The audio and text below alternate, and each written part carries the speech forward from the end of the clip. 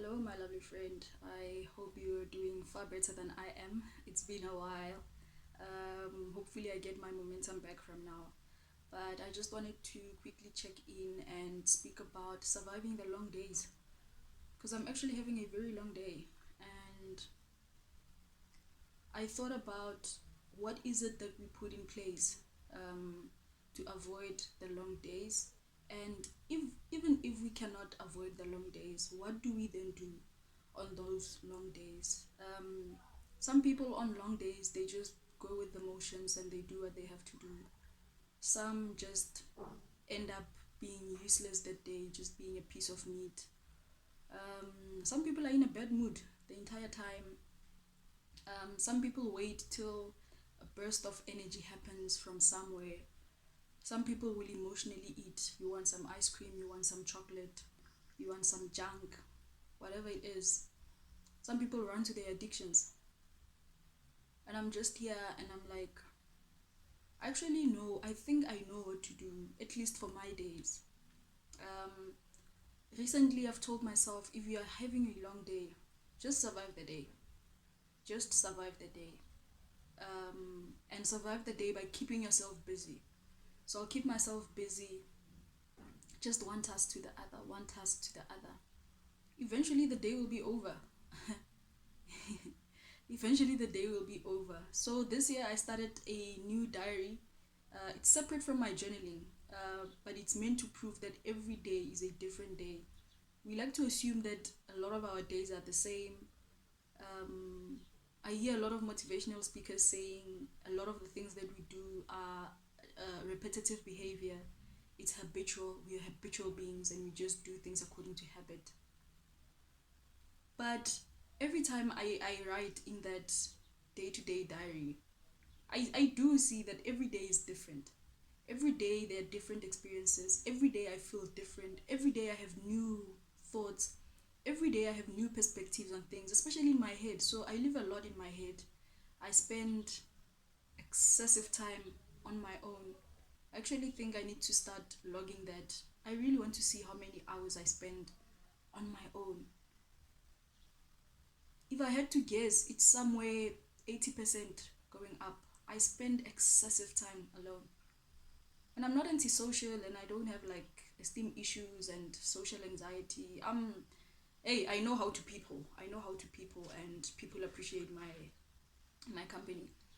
But anyways, so I thought about diaries. Back in primary school and in high school, we had diaries, right? The school gives you a diary. There's like rules in there and calendars and important dates and all of those things. But what you are meant to do is to schedule in, especially homework, and then in primary, the teachers would also write a message to your parents in that book. So parents knew that the first thing that they need to check when we get home is to check those diaries to see if there's anything important they need to give attention to. And in high school, we have the same thing, but you're a bit older now, so it's your responsibility to make your own notes, reminders, and whatever else that's important in your back book. We used to call it the back book back in high school. Um, so I want to speak about scheduling things, man. I believe in scheduling your happiness. So if you're having a long day, at least for me, when I'm having a long day, I'm usually overwhelmed. I'm usually feeling very under pressure. I'm feeling very meh. You know, there's no emotion. There's nothing to be excited about. There's no stimulation. I don't even want to watch anything on some of those days. I don't even want to listen to anything or anyone. I just want to listen to myself. And then this is what I do then. Then I journal. I need to make a video on journaling. If it's available, I'll let you know. I need to make a video on journaling and what journaling has done for me. So what I'll do is that I'll journal. As I journal, I get to find out why I'm having a long day. If I'm under pressure, I need to chase deadlines, need to do stuff. Those things, first of all, should be scheduled. The day that I know that there's something that I need to do on a particular day, I need to note that down so that I know how many days I have left, how much time I have to work on that thing. So that you just organize your day better, your life better. Because Some motivational speakers say that time management is life management, because that's all you have. All you have is time. You know, if you're wasting your time, you are literally wasting your life. If you're productive with your time, then you're building a productive life. If you're managing your time, then you're definitely managing your life. So I probably need to make another video on that, because there's a time last year when I took, I think, 100 days and I recorded everything that I did every 30 minutes. So I think that's very important as well. I believe that if you want to make better decisions in your life, you need to mine and farm your own life and see what you find. You need to farm your own mind. You need to farm your own time, farm your own energy. Look into what you're doing. You're looking for like metadata, because life changes does not happen at like one event.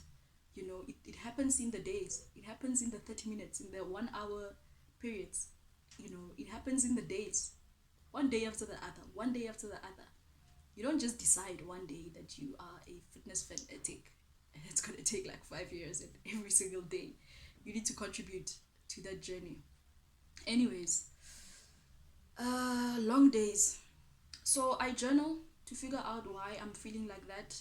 If I'm under pressure, I need to know why, what is it that's putting me under pressure. If there's a deadline, I need to know that I've been wasting time and I haven't been doing what I was supposed to be doing. If it's emotions, journaling is one of the best things to processing your feelings, your emotions, your thoughts.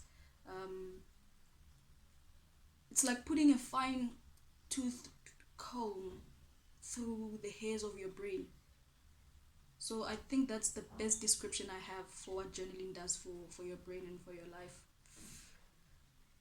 So I do that so that I know exactly why I'm irritated, why exactly I'm dragging, why exactly I feel there's a lot of weight on my head. I get to clear that out. And as soon as that's done, now I'm very, very aware of what's going on. I'm very, very aware of why I'm feeling the way that I do. That's the first part. And then the second part is, what do I do about it? Beside attending to the things, now that I'm clear, oh, I just need to attend to this and that so that I get the pressure off. I need to do this and that, at least push a bit so that I'm less overwhelmed. I just need to do this and that, submit this and that so that I feel the weight off of my shoulders. The next thing that I then do, of course, work out to get the blood flowing so that I get some energy. Second thing, of course, have like a cold bath um, to shock my system, so that I get out of that thinking. Usually, before I discovered that cold baths helps, I used to do planks. A plank is very intensive. Within 2 minutes, 3 minutes, you're gonna have to force your mind into trying to keep yourself alive so that you don't die from this plank. So it shifts your mind.